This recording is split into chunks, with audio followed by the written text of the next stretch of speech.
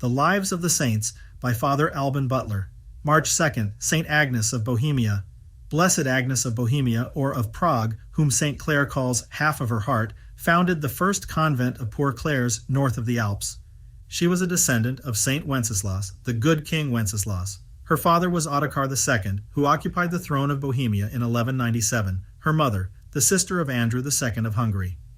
Saint Elizabeth of Hungary was a cousin of the Blessed and only 2 years younger than her. At the age of 3 in 1208, Agnes was betrothed in marriage to Boleslaus, son of Duke Henry of Silesia and St. Hedwig. She was immediately sent with her wet nurse and an army of servants to the monastery of Trebnitz in Silesia, founded by her betrothed's mother. According to a 14th century Latin document in the Bamberga Library, a nun of St. Hedwig taught Agnes there the first rudiments of faith and morals. This nun was probably Abbess Gertrude.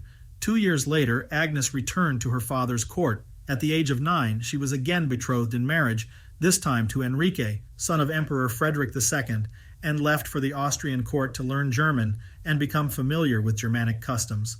It should be noted that Boleslaus, to whom Agnes had first been betrothed, had died when the girl was 6 years old. Therefore, she had returned to Bohemia, to the Premonstratensian convent of Dachsen. The Austrian court did not dazzle Agnes, who felt more and more attracted to God and practiced severe fasting and other austerities. Understanding that the Lord was calling her to a life of virginity, the Blessed ardently asked him to put her in a position to bury her vocation. Agnes must have suffered greatly at that time, for Duke Leopold of Austria, to whose care she had been entrusted, intended to marry his own daughter to Agnes's fiancé. The Duke's plans were successful, and Elizabeth returned to her country, probably full of joy, because her prayers had been answered. But her contentment did not last long. Henry III of England and the widowed Emperor Frederick III made marriage proposals to her, and, despite Agnes's objections, her brother, King Wenceslas, promised his hand to the emperor. The Blessed Woman redoubled her prayers and penances. Her rich garments concealed a hair shirt and a steel sackcloth. She often rose before dawn, and, barefoot and poorly wrapped, set out with her most devout maidens to visit the churches. On her return, she would wash her feet, lacerated by the walk, and put on her parm clothes. After fishing, she would begin her palatial journey and her visits to the sick. In 1235, when Agnes was 28 years old and in the prime of her beauty, the emperor sent an emperor to Prague to escort her to Germany.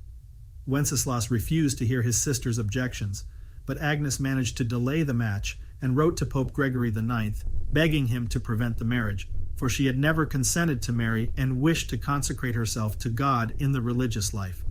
Although the Pope had just made peace with the emperor, he knew Frederick well enough to understand Agnes's attitude, so he sent a legate to Prague to defend the young woman and wrote to Agnes personally.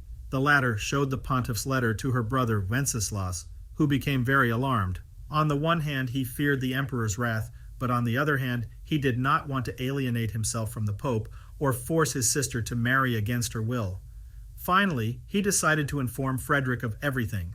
The emperor had on this occasion one of those rare outbursts of magnanimity in his complex character that made him a fascinating figure in history. When he understood that it was not a political measure of the King of Bohemia, but a true desire of Agnes, he rescinded his engagement with these words: "If she had left me for a mortal man, I would have let the weight of my revenge be felt, but I cannot be offended because she preferred the King of Heaven."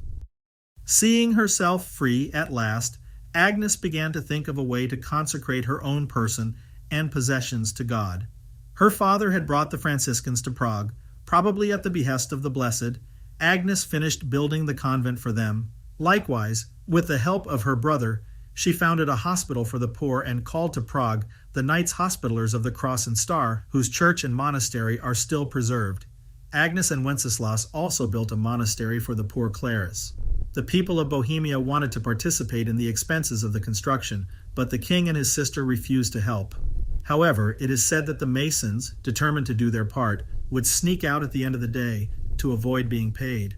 As soon as the convent was finished, St. Clare sent 5 nuns. Blessed Agnes took the veil there on Pentecost, 1236.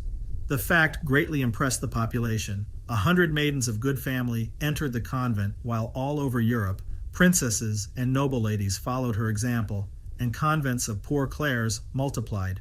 Agnes was a worthy daughter of St. Francis. She sought in everything the humblest place and the hardest jobs. Not without difficulty, she had to accept the position of abbess, at least temporarily, when she received the appointment of Pope Gregory IX. After many efforts, she finally obtained that the poor ladies of Prague could renounce all the rents and possessions, which until then they had held in common, as St. Clare had done in the convent of San Damiano in 1238. The 4 letters that have been preserved from St. Clare to the Blessed show the tender affection she had for her. The saint also sent Agnes a wooden cross, a brown veil, and the earthenware vessel in which she used to drink. Agnes lived to be 77 years old and died on March 2, 1282. Her cult was confirmed by Pius X. The Franciscans celebrate her feast on June 8th, together with Blessed Elizabeth of France and Blessed Baptist Varani.